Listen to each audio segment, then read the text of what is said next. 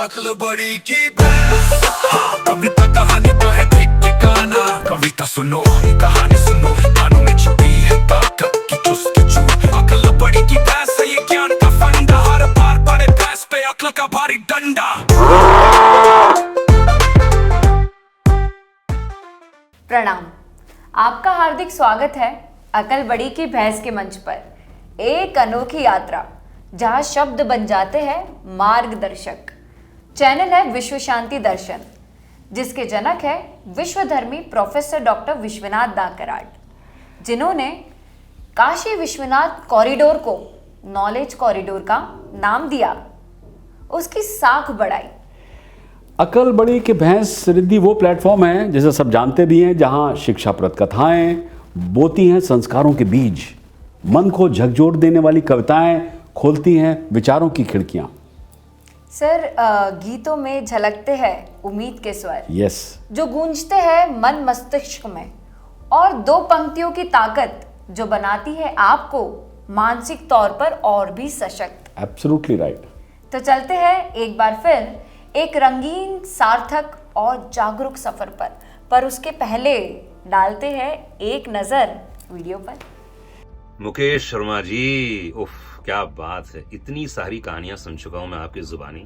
मुझे ऐसा लगता है कि स्टोरी टेलिंग जब हम बचपन में थे तो हमारे दादा दादी नाना नानी हमें सुनाया करते थे, उसके बाद थोड़े बड़े होते हैं तो हम टीवी के माध्यम से, फिल्मों के माध्यम से कहानियां सुनते हैं। लेकिन मुकेश शर्मा जी का अंदाज ही कुछ निराला है। उनके बोलने का अंदाज, उनकी स्टाइल, और जो बोलते हैं ऐसा लगता है जैसे बस गया है मेरे मन में, और जब आंख बंद करें आप तो आपको ऐसा लगेगा कि जैसे विजुअल आपकी आंखों के सामने आ गया है। मुकेश जी, आपके इस प्रयास के लिए मैं बहुत बहुत साधुवाद देना चाहूंगा, और मैं कहूंगा कि इसी प्रकार से और भी बढ़िया बढ़िया कहानियां आप सुनाते रहें। अनुराग पांडे की ओर से बहुत बहुत शुभकामनाएं, and you are the best. तो देखा आपने आरजे पिक्चर पांडे को, कितने मुरीद है आपकी कहानियों के।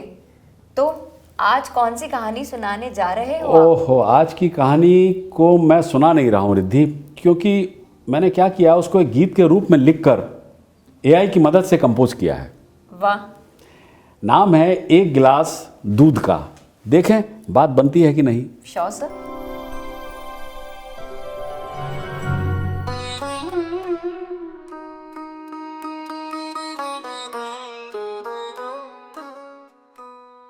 एक छोटा सा लड़का सपने लेके चलता, दुनिया के मंच पर खोज रहा सफलता। अखबार बेचता, करता मेहनत दिन रात, अकेला ही जूझता नहीं था उसके कोई साथ।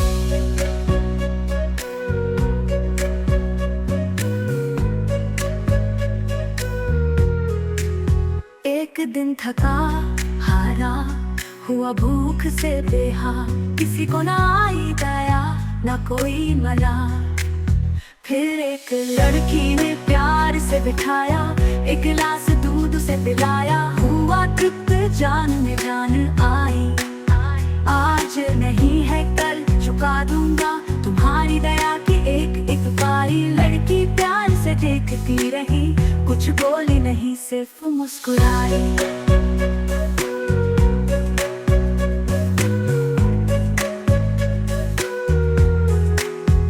सालों बाद वो लड़की एक बीमारी से जूझती, डॉक्टर कुछ ना कर सके, नहीं कोई बात सूझती। फिर एक डॉक्टर कोशिश करने आया, अपने साथ दवा और दुआ का संदेश लाया। नब्ज देखी लड़की की, अच्छे नहीं थे हालात, शुरू किया इलाज उसने, जुटा रहा दिन रात। निकाला मौत के मुंह से लड़की को, वो डॉक्टर नहीं ईश्वर था साक्षात। जब बिल आया तो लड़की हुई हैरान, ये कैसा हिसाब डॉक्टर का, हुई परेशान। सोच कर भी नहीं हो रहा था उसे कोई गुमान, पर बिल में ही था समस्या का समाधान। याद करो उस दिन को तुम, एक भूखा लड़का था बेचैन, किसी से नहीं किया उसकी भूख का इलाज। जी गया वो जब पिलाया तुमने दूध का गिलास, नहीं भूला वो लड़की की नेकी का आदर, दूध एक गिलास में दिया हिसाब बराबर। इस गीत से बस यही एक बात है बतानी, लोगों को अपनी आत्मा है जगानी, नहीं होती नेकी की राह कभी पुरानी, सिखा गई दूध के गिलास की ये कहानी।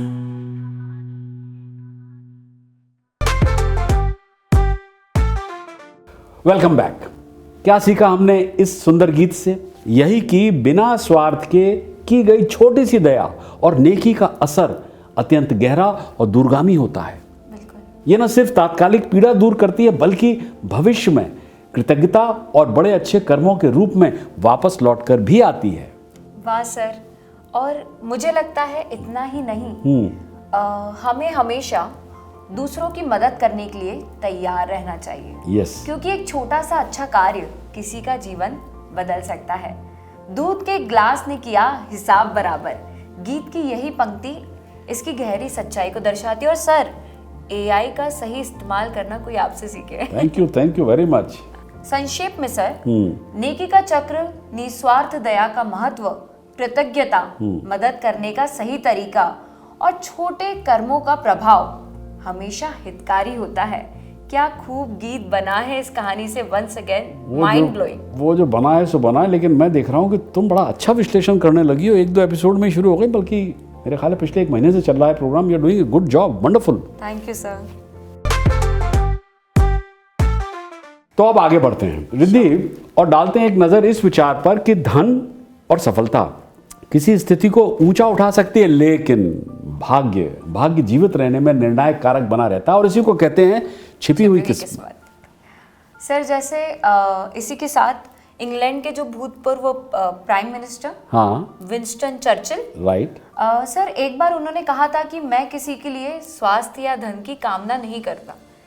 तो आप बताइए फिर। यस, बल्कि वो तो सिर्फ सौभाग्य की या गुड लक की कामना करते थे। बिल्कुल सर, क्योंकि टाइटैनिक शिप पर जितने भी सवार थे, अधिकांश लोग हेल्दी और वेल्दी दोनों थे, लेकिन उनमें से बहुत कम लोग भाग्यशाली थे।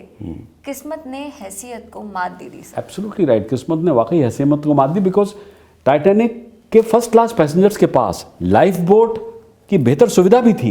एग्जैक्टली 60% से ज्यादा सर्वाइवल रेट था as compare to third class passengers, but random selection of the survivors dominated the fate. कि भाई पर्ची निकाली गई कि कौन जा सकता है, कौन नहीं जा सकता है उतर के, और इस पर हुआ ये कि एक अरबपति जो था वो बेचारा मर गया और एक गरीब बच गया। इसी को कहते हैं सर छिपी हुई किस्मत। यस सर, और प्राइम मिनिस्टर चर्चिल का अपना जीवन भी अब गिरे तब गिरे और भाग्यशाली समय का एक ताना बाना था। ये बात तो है। जैसे वर्ल्ड वॉर 2 में एक हवाई हमले के दौरान चर्चिल अचानक ट्रेन से उतरकर कार में सवार हो गए। यस, और देखिए कुछ ही मिनटों के बाद ट्रेन पर बम की वर्षा हो गई। हाँ, और क्या, कोई नहीं बचा। भाग्यशाली देखिए सर। बिल्कुल सही बात है। बल्कि दूर क्यों जाए रिद्धि, अभी हाल में ही एयर इंडिया के विमान की दुर्घटना में सभी यात्रियों की मौत हो गई, सभी की मृत्यु हुई, जिनमें अनफॉर्चुनेटली गुजरात के भूतपूर्व चीफ मिनिस्टर भी थे। लेकिन उस दुर्घटना में भी सिर्फ एक ही व्यक्ति बचा, और नाम है विश्वास कुमार रमेश। और कुछ ऐसे लोग भी बचे जिनकी फ्लाइट कई कारणों से मिस हो गई होगी। इसी को कहते हैं छिपी हुई किस्मत। सर, इस घटना को तो कोई भी नहीं भूल सकता। और सर, जैसे यूएस में 9/11 के हमले के दौरान एक महिला बच गई क्योंकि उसका अलार्म नहीं बजा। एक की बस छूट गई, एक की कॉफी गिर गई और उसे कपड़े बदलने पड़े।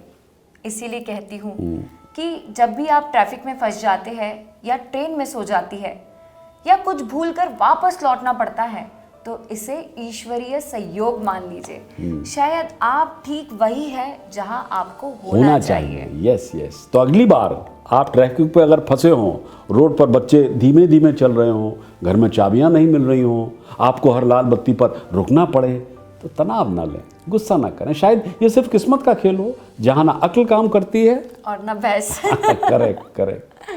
तो दोस्तों, हमें बताएं आपको आज के शो के सेगमेंट्स कैसे लगे। अगले हफ्ते फिर मिलेंगे आप सबसे, तब तक के लिए आज्ञा लेते हैं। सब्सक्राइब कीजिए, शेयर कीजिए और जुड़े रहिए एबी के भी मतलब वही अकल बढ़िया भैंस के प्रोग्राम से, ओनली ऑन विश्व शांति दर्शन। जी। कितने मुरीद है मुकेश सर? नहीं, वापस कितने मुरीद हैं आपके? आपके कर देना, चूंकि मेरी तरफ इशारा कर रही हूँ ना। Yes, कितने मुरीद हैं आपके, आपकी कहानियों के? जी। Rolling action. 1 मिनट थाम। और नेकी का असर, रिपीट, असर हो गया। वहाँ से लो फिर से। इसीलिए कहती हूँ जब आप ट्रैफिक में फंस जाते हैं, फंस, जी हाँ, सर। ईश्वरी सहयोग मान सर, लीजिए। सर वापस से ले लेती हूँ। हाँ, एक की कॉफी तो गिर उसके गई। पहले से लो थोड़ा सा, जिससे ठीक है। फोर्स रहेगा ना। एक बार फिर पुनः स्वागत है नहीं, फिर आप। पुनः नहीं, एक बार पुनः हो गया तो फिर नहीं आएगा। एक बार पुनः हाँ स्वागत है हाँ, आपका। जिससे समाज खुश, जिससे समाज खुश, रिपीट फिर से लेते हैं। ठीक है, वापस लेना है लास्ट वाला। चले, नेचुरल लग रहा है, ऊपर नीचे, हाँ चलेगा, निकल जाए।